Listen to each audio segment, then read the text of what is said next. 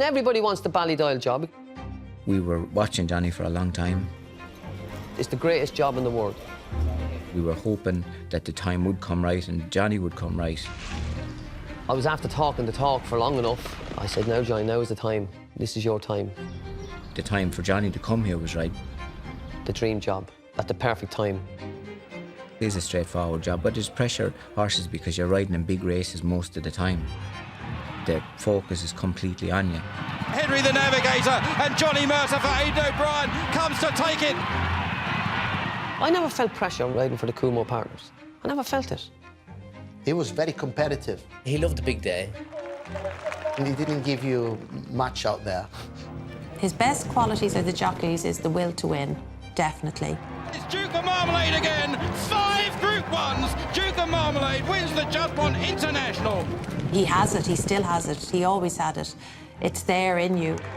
The power of his mind at that time was incredible. He rises to the occasion. Is he happy to be second? No. He had the physique and the power of the strongest jockey riding to be able to carry out those instructions, and he had the experience and he wanted to be there. It's going to be another Sussex Stakes for O'Brien and Mercer. In a big race, Johnny kept it very simple. He seemed to find that uncanny position where he couldn't find trouble, although he wouldn't be stuck 3 wide on the outside. He was very aggressive in a race. Rip Van Winkle will get there. I think I rode 21 Group 1s for Aidan and 15 in them won them for a half a length or less. So he said, "You know, you're making the difference, Johnny, and there's nothing better in the world than when your boss is saying to you, you're making the difference." He used to visualise things in his mind, Johnny. He'd be thinking about things and he'd go to bed thinking about them and he'd dream about them and he'd say, "This is the way," and that was the way it was. And I knew by working with him, it was a very unusual thing. He'd say to me, "This is what I'm going to do and this is the way this is going to happen," and he'd be dreaming about that every night. Some people couldn't do that because they wouldn't get to sleep, but Johnny was able to do it and go asleep. And then he used to be able to make it happen. The leading jockey in Royal Ascot, 5 times. I always loved Ascot. I always got up for Ascot.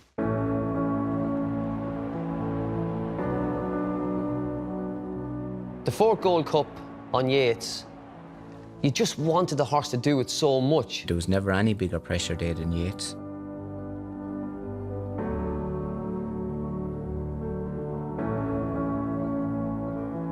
Johnny Mercer aboard. Will he join the great Ascot heroes today? History was on top of them. He knew the horse was capable. He had faith in Aidan.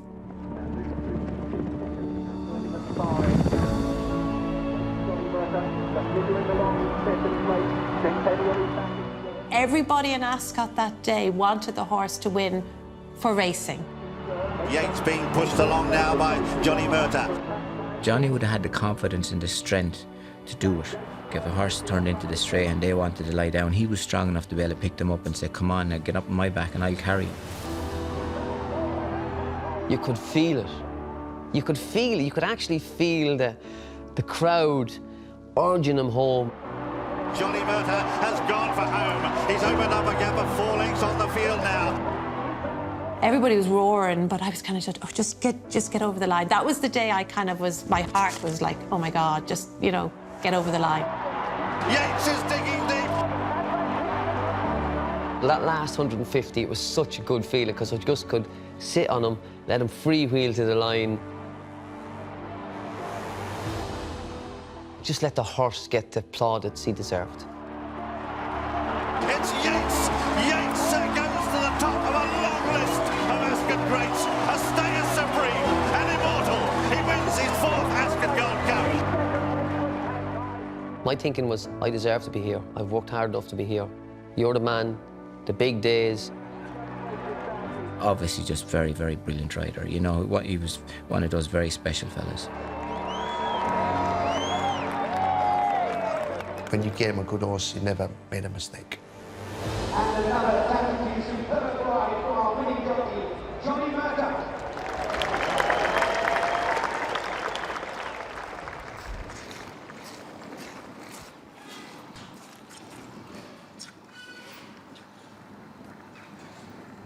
I used to lose 2 kilos every day before a ride.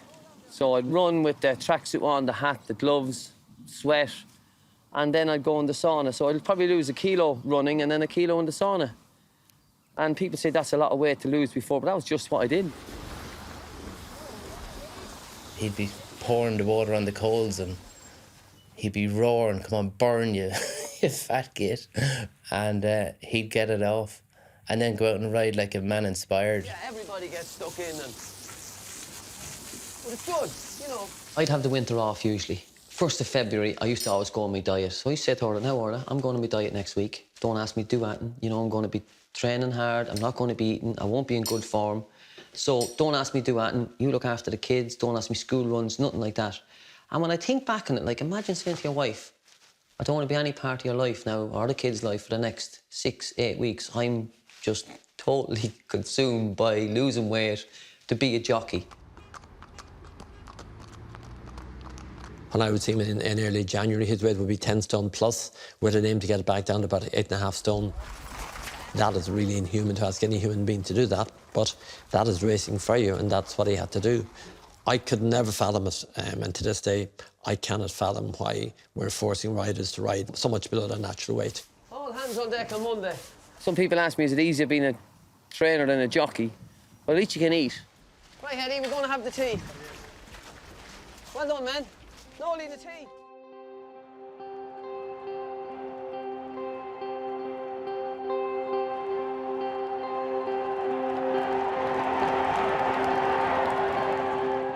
In 2013, I had 26 horses. I was riding them myself. You know, I was training and riding them.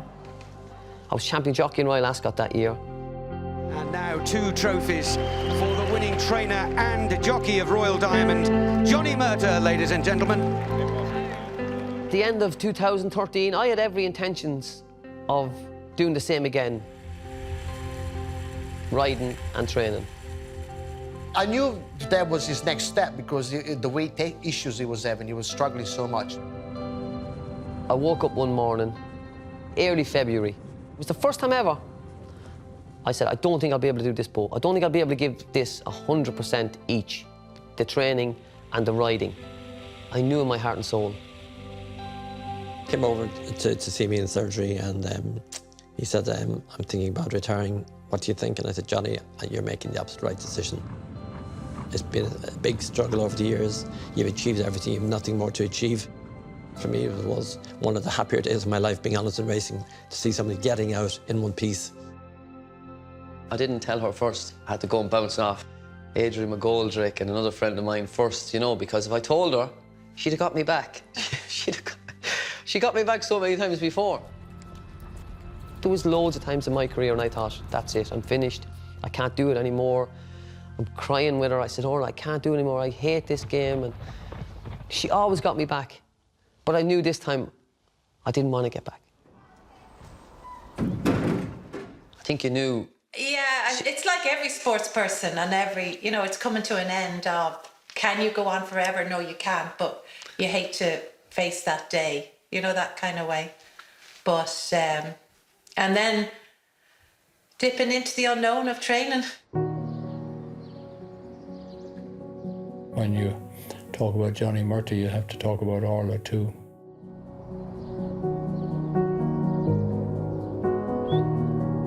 Orla is an amazing wife to Johnny, and I think Johnny wouldn't be the man he is or where he is without Orla's support. We've got a bunch of 2-year-old colts at the moment. Some of them have run, some of them are unraced. Just give them a little swing up here this morning. First and foremost, we're best friends. Orla's had a huge influence on Johnny. He would not have recovered his life without her.